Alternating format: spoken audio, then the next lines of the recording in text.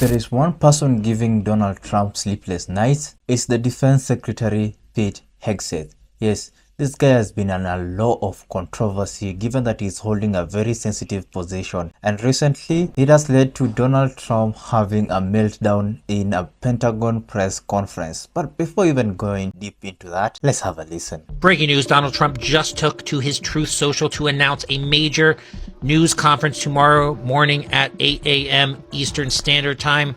I believe he means Eastern Daylight Time, but he's not always correct about specifics. He says, quote, Secretary of Defense, War, Pete Hegseth, together with military representatives, will be involved. They are doing this to fight for the dignity of the great American pilots. He says that these patriots were very upset. Apparently the B-2 bombers that failed to destroy the Fordow nuclear facility are upset that people have pointed that out, and that the fake news of CNN and the failing New York Times has done that.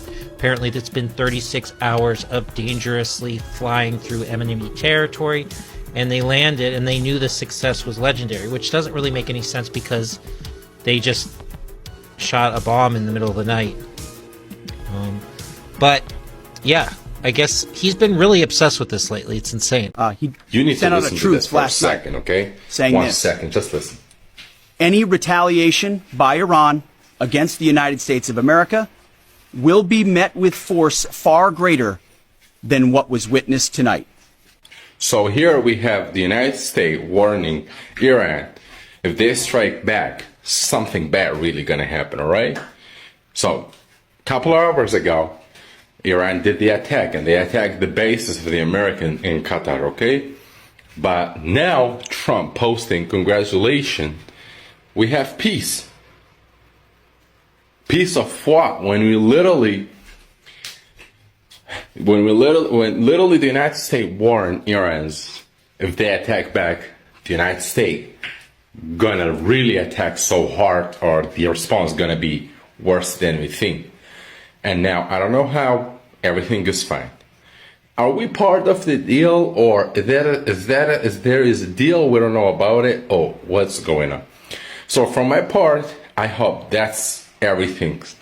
I hope there's not something worse coming, because it's scaring me that Trump say congratulations and everything is fine after literally an hours from the Iranian attacks on the American bases in Qatar. Well, I hope this is everything's, and Jesus loves you, okay? You're not going to believe the video that just happened with Trump. It is Tuesday, June 24th at 5 a.m. Pacific. Haven't been to bed yet. Here's the thing. On Monday nights, I write my newsletter that's a weekly recap of everything that happens in the news. It's Evergreen Current. It's on Substack. And I usually end up writing kind of late because a lot of stuff is breaking late. And this week, especially, last week I had to push a day. This week I ended up having to push it a day because news just kept breaking. So through the night, I was, it was morning in the Middle East, and or daytime, I guess, in the Middle East. Anyways, there was lots of updates, and I just was like, I have to wait to see what happens. There was reports of Iran bombed Israel bombed Iran, like a lot of stuff was happening. And then I'm trying desperately to get to sleep when I finally decide that my newsletter is going to be postponed by a day. And this happens. I'm going to show you the outrageous clip. But first, I'm going to show you what he was doing on Truth Social in between that. So first, he writes, this was at 4 a.m. Pacific. Israel, do not drop those bombs. If you do, it is a major violation. Bring your pilots home now. Donald J. Trump, President of the United States. And then about half an hour later, he says, Israel is not going to attack Iran. All planes will turn around and head home while doing a friendly plane wave to Iran. What the fuck is a plane wave? Nobody will be hurt. The ceasefire is in effect. Thank you for your attention to this matter. Donald J. Trump, President of the United States. And then 10 minutes later, Iran will never rebuild their nuclear facilities. Meanwhile, he's loading into, Marine Force One, that helicopter? And he's being interviewed. You know what? We basically have two countries that have been fighting so long and so hard that they don't know what the fuck they're doing. Do you understand that? You want to provide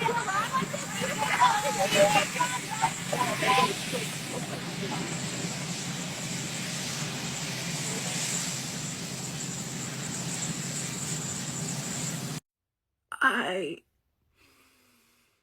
my God. It's so much worse than all of us feared. Somehow. Oh, this is bad. This is so bad. I mean, we all knew his negotiation was a lie. His ceasefire negotiation, truth social things it was a lie. He never really negotiated that. But like, this man he just thinks he can tell people what to do and they'll listen. Oh my God. I'm going to try to get some sleep. And hopefully the world will be here when I wake up. Now, that was just a build up to what today's video is all about. So that was previously when Donald Trump crashed out because Israel and Iran were not listening when he said that there is finally peace. But what people are not understanding at that time is that the moment they attacked Qatar, it was like a leverage where like United States would have used that as an excuse to now, use force against Iran, but they chose to not do that because now even Iran themselves would acknowledge like if the US would retaliate, then the force would be huge. Despite like that attack which US did, the 3 attacks or the 3 bombs they dropped did not like cause huge impact. Also, that Qatari attack also did not cause any impact, and it seems like it was just difficult to come to an agreement between the two states because even after Donald Trump announcing the peace thing, Israel went ahead and dropped some missiles, Iran responded, but ever since then I've not heard anything else. So I'm assuming like he was telling the truth despite like we all fearing that there was worse coming about. But then again, that's not even the issue. So after all this drama, Donald Trump holds a press conference together with the Defense Secretary Pete Hegseth, and it was one of those crazy press conferences. It's like holding a press conference with someone who is stabbing you by the back or someone who's snitching you by the back, who's telling your affairs to other people who are not supposed to have that. And I'm talking about Pete Hegseth. His department has been on the limelight like ever since Trump took office. And we have all known that Pete Hegseth has served Iraq, Afghanistan, and he was like the suitable candidate for the job. But what people don't know about him is that him and alcohol, they're like this. And you know what alcohol does to a person? One of those effects that alcohol does to someone is that they find challenges in performing their duties efficiently or effectively. I just think that doing that, he might not be holding that docket well, and hence the important CIA documents leaked, and CNN allegedly got wind of the bombing to be done in Iran and the impact it had caused. Well, initially Donald Trump had said that the bombs had caused huge damage on the nuke sites in Iran. But in reality, it seems like the damage was far less. We've seen the images. It was just like 3 little holes or 3 big holes, if you want to call it. But I don't think like it damaged something. Maybe it passed the message, but I don't think that is the impact that Donald Trump has been praising. But anyways, so he ended up crashing out because a reporter asked a CNN, I think it was a CNN reporter who asked a question that he did not like. And we're just gonna listen to that before I even come up with more commentary. Tonight's was the most difficult of them all, by far, and perhaps the most lethal. But if peace does not come quickly, we will go after those other targets with precision, speed, and... These are 4 unserious people trying to pretend to be serious when in fact, they are treating all of our lives like it's a game. For the orange one, he does not love anyone or anything more than he loves the camera that he stares into. And for little Marco, all that blink, blink, blink is telegraphing like Morse code his discomfort. When we scratch in a situation like this, it is not because we're itching, and it's not because we're not itching. It is because we become suddenly aware of our discomfort, and we must address it. It yells so loud that we cannot ignore it. And the fact that the blinking is happening here and the scratching is happening here shows you everything that you need to know. This is the intuitive center. This is connected to the brain. The thoughts are racing, and he is uncomfortable, and he is dysregulated, and all he can do to manage that is scratch, scratch, scratch. For the never Trump guy, that furrowed brow stays frozen the entire speech, which means it is not reactionary to anything. It is fixed. It is calculated. It is permanent because he wants us to believe that he is concerned. He wants us to believe that he is a serious person. He is not. And as for Hegseth, he is smizing for his life because he was hired for his beauty and not for his brains. I wrote a book with the purpose of helping you improve your discernment and communication. So if you are ready to learn to speak truth to power, then I hope you'll join me on Wednesday. Today at the NATO summit, our president responded to questions about his illegal act on Iran's nuclear sites by handing the mic to Pete Hegseth, you know, the drunk, like he's handing a pregame flask. There's a reason the president calls out fake news for what it is. These pilots. So this is what happens when you elect the cast of Duck Dynasty to run your foreign policy and defense. They're trying to spin our need to know about the status of Iran's nuclear program into our hatred for the troops. We don't hate our military. We celebrate them. And we're not the ones calling our military men and women suckers and losers like the felon does. The instinct of CNN, the instinct of the New York Times is to try to find a way to spin it for their own political reasons, to try to hurt President Trump or our country. Trust me, the felon doesn't care either unless it's part of his roadmap towards a no-balls peace prize. The American people want to know what happened there. We want to know. So the press is asking for us because they won't come out and tell us. And instead of getting answers, we got the felon turning the press conference into a wrestling promo, attacking reporters like they're the real enemy. You and NBC, fake news, which is one of the worst, and CNN, New York Times, are all bad. They're sick. There's something wrong with them. You know, I am shocked that none of them brought up Biden. Here's the thing. The felon isn't defending his actions because he can't. The Iran strike was illegal, reckless, and it accomplished nothing. So now he's deflecting, letting his drunk buddy ramble on while he goes full WWE on the press. We're watching the global version of hold my beer politics. This administration is an embarrassment to Americans and probably humanity as a whole. And yes, I said whole. The U.S. is at war with Iran this Sunday morning, and Pete Hegseth may have just indicated this was the plan the entire time. During his remarks, which were mostly kissing his bosses behind, as you would expect, he did say this one sentence. When the president says 60 days of peace and negotiations, he means 60 days. And as we know, Israel began their hostilities against Iran on day 61. So food for thought. Tell me what you think about that. He also indicated that the B-2s we were tracking flying west towards Guam and Diego Garcia yesterday were a decoy, saying that nobody knew it. Dude, I knew it. I did 2 posts about it. But okay, fine. Nobody knew it was coming. Once we get on to the general of the Joint Chiefs, General Kane, it gets into more of a professional and expected military assessment of the operation, which they are calling Midnight Hammer. It includes multiple aerial assets, including fighter jets, refueling tanker planes, and B-2 bombers, as we have reported. 14 bunker busters were used, and that, quote, the facilities hit sustained extremely severe damage, and that Iran's nuclear capabilities are severely degraded, but a final assessment is still ongoing. They are working on getting exactly what was damaged. So that is expected. This just happened. We do not have intel on the ground readily available to give us a full assessment. This will take some time. Now, they did say that our forces in the region are on full alert and on a defensive posture. We have about 50,000 U.S. military personnel in the region should Iran or its proxies decide to retaliate. So we do have members of the U.S. military at risk. And just so you are aware, we share some of those bases with our allies like the UK. So now they're also at risk. This is your Sunday morning update at 8:30 in the morning. Pete Hegseth is in the news again.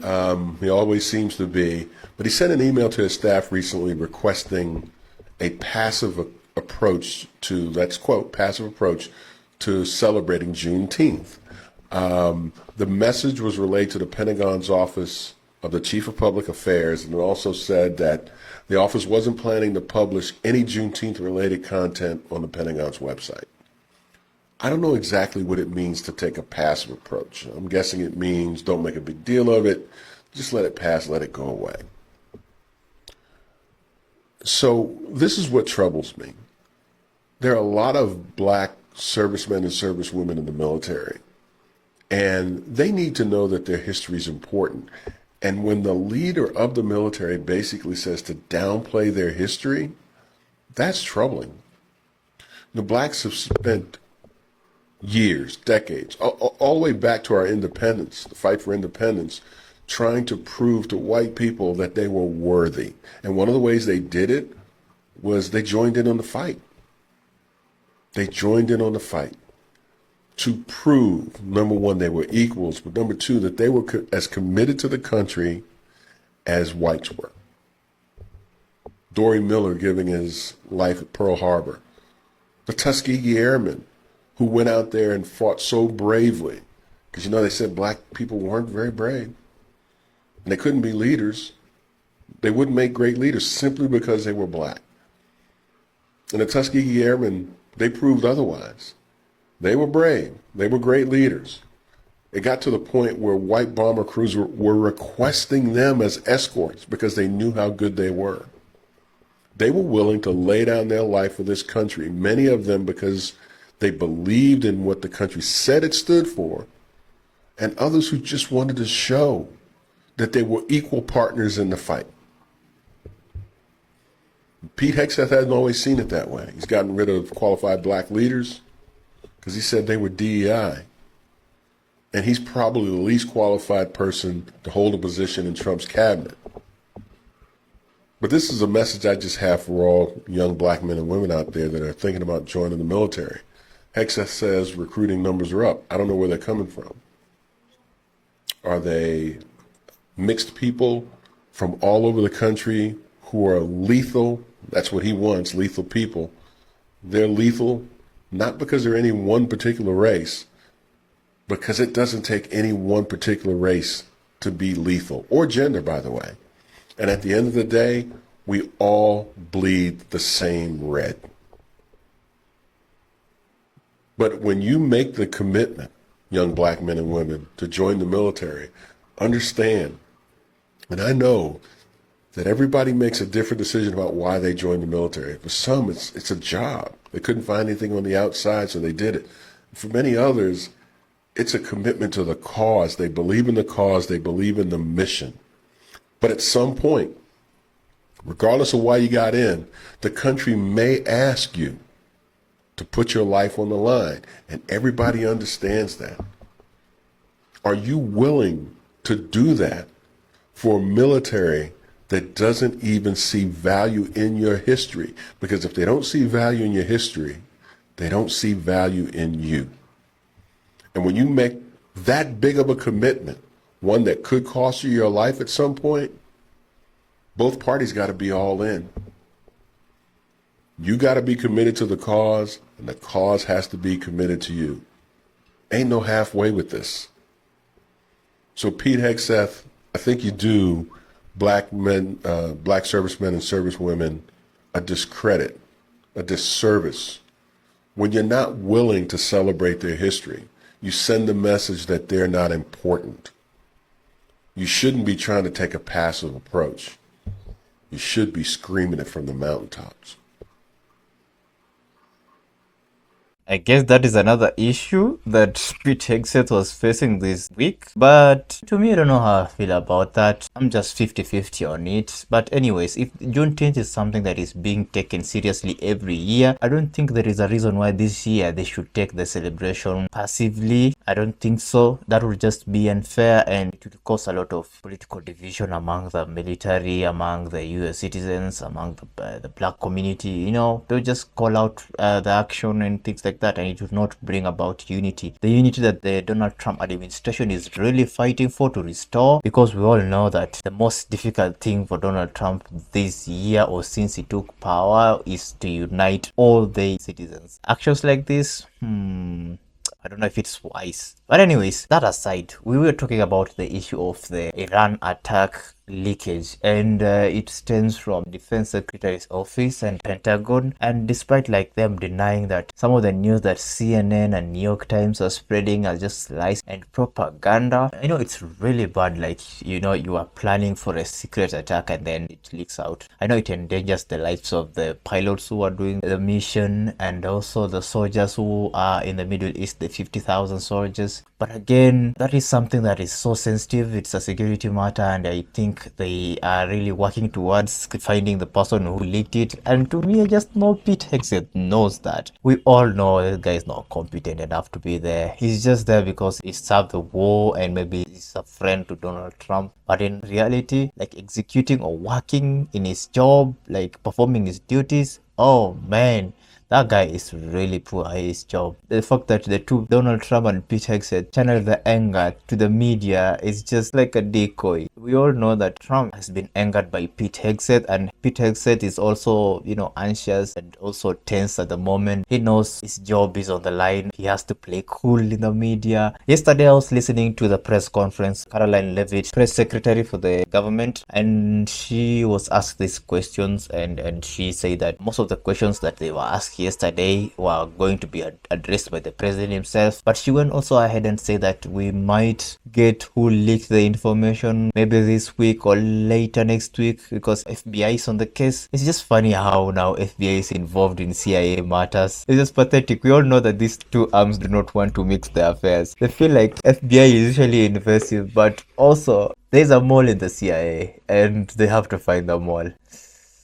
I feel like we are living in a movie. I'm just taking my popcorns and sitting back and waiting to hear who did the leakage. But Pete Hegseth, Donald Trump, it's high time you find another person. This guy is not competent at all. You all remember the Signal leaks, the messages at Signal that leaked earlier. I think it was Feb, March.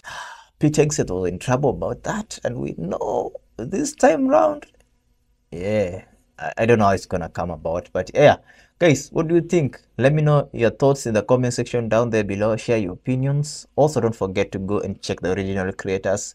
Go onto their TikToks, follow, like. For this channel, make sure you smash a huge thumbs up for the video. Consider subscribing to the channel, turn on post notification so that you may not miss my next upload. And with that, guys, let me meet you in the next one. Peace out.